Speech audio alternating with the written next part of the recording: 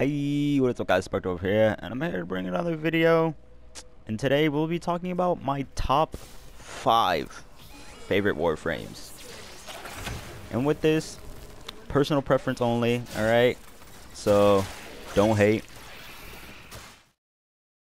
My first Warframe, or for my 5th one I should say, I would have to say it is Eros, because I just love the new style of tankiness and like new concept of nothing but health. I kind of really like that whole thing, and I just thought it was just like an interesting concept and all. But the one thing I do have against him, he's really easy because it's like you do his ult, you're pretty much God mode, unless there really isn't an unless. You're just kind of God mode then. And his kit is interesting as it's based around his whole passive, though he has only the most intricate passive, which I kind of wish they could like put on other people, because some are like really simple, and yes, some are kind of necessary. Like Banshees has her little noise canceling one, and that's useful and all, but like others not so much. Like Frost, I don't really like his, but like, and also so complicated with the melee attacks and the finishers and whatnot. Plus he kind of has a 2-part one where he dies and everything, so it's kind of unfair. And yeah.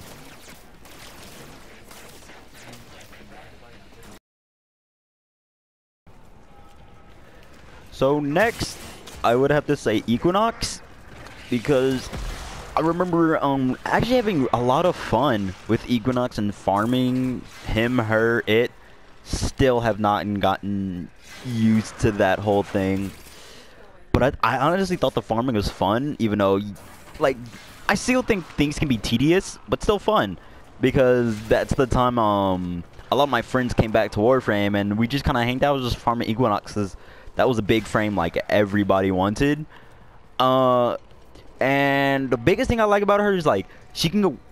I'm just gonna say she can go really late game, like heals and the damage mitigation. Like even if it's not full on damage like nullification, but mitigation, I think that's still nice to have and everything, no matter how big it is. And I like it because most like primary builds people I see around with her can go with either build. So like, I know some people you can still build damage day Equinox, still build night Equinox, but either way sometimes it can go over to the other one and still be just as effective. The best thing though is I love the new style of ult, because I remember seeing what MAME did. I honestly questioned it, and I was like, how would that work? But then I read more about it, and as people kind of learned how to use it and whatnot, it actually does finisher damage as the slash proc, so it always ignore things. That's why I really like damage the day form, because that again can be taken late game.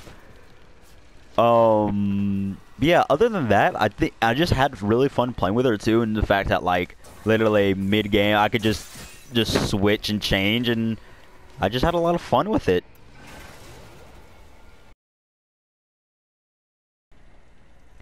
So, third frame I think has to be Nova. Now, the biggest thing I love about Nova is just everything blows up. Everything. And it's just like, she's the demolition girl. She will run in and kill everything. Slow it down, and you will watch as the giant floating ball slowly goes at you. And just, yeah. Or you can see your friend get split in half by her own balls. Yes, her own balls. The funny thing I do though is, I don't know, for some reason, like, other than the other glass cannons, I feel like of all survivability, she has the most. Not just because Molecular Prime puts CC on all of her enemies and whatnot, but for the fact that, I mean, have you seen it though? What did I do?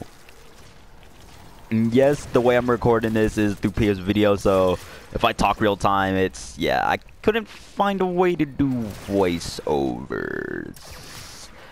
But yeah, Nova number 3. On to the next one.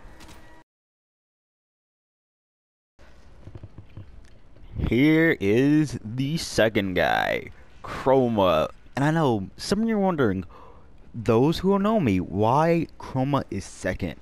I will say, while I've been away, I know I haven't played with a lot of people. I've gotten into some other Warframes. I think you guys will be surprised who my number 1 is. But, I mean, Chroma, why he's number 2, his looks. I know people used to, when he first released, everybody thought he was an infested Warframe with this Drac helmet, which was intentionally supposed to be his default helmet. And then everybody complained about it and they changed it. Well, I'm glad he's a dragon. He looks like a dope dragon. Like, look, he can summon a dragon. He is the dragon. The dragon is him, and he slays. He's not a dragon slayer. He slays as the dragon. And I mean, people used to rip on even his first ability, but I find it honestly very useful.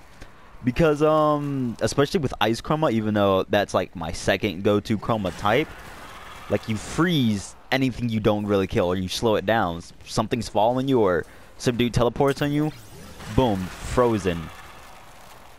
And I know he is restricted to just rolling, but I mean, they've incorporated that in so many Warframes now that it's like, it's kind of second nature to some people just to roll. But the main thing I like about him is his passive, elemental, whatever, it's like elemental diversity pretty much. And I can literally change who I am before any mission. So with one character, I can be damage dealer, I can be tank, I can be a pseudo healer. Like, his diversity is really huge, and he can change a team fight, especially if you have all 4 chromas. I mean, I know that won't be like a big advantage, but it's a fun thing nonetheless. Now, the only thing he is restricted by is, I think, even as Ice Chroma, heavy fire can get him down really fast. I've even seen even the biggest of Ice Chromas go down by enough heavy fire at like a few hour waves on Tower 4, Tower 3s, by like 200s, maybe even more than that. But that is them going mostly melee, so it's like if you brought a powerful melee, you probably could survive a little bit longer. But yeah, I think that's literally his only downside. It's just like a lot of heavy fire or high damaging classes. But if you have the weapons to back him up, he will wreck any crowd at any moment. Doesn't matter how far. I honestly think he can go as far as, like, I think Chroma doesn't go as far as his abilities take him. I think he goes as far as his items take him, because since his abilities can change so much, it's all about your item base and everything. And the fact that, like, I mean, like, look at this. I can just full-on block damage. Just throws it right back at the face. It's really overpowered, especially with Ice Chroma, Elemental Ward, plus Vex Armor. It's just armor for days. Elemental Ward plus Vex Armor and Fire Chroma. You're getting health while you're getting hit. So, as I get a lot, like 1,000 health, plus I'm getting hit. If I get hit on my health, boom, that's damage. That's armor and shields, damage to health, and then I have so much health, I get more energy and stuff. So like, I'm a damage sponge pretty much.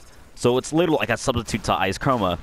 Toxic Chroma, just speed, more speed. Not a lot of speed, but speed nonetheless. And Electric Chroma, that's just kind of he's a pseudo crowd control. Like, I feel like all of his things are pseudo versions of like other things. Like, yes, other Warframes can do other things better, but like, they're mainly suited to do that one purpose, and he can change. He can be like a full-on tank like Valkyrie or Naros. He can be like a damage sponge like Rhino, can suck up some damage and whatnot.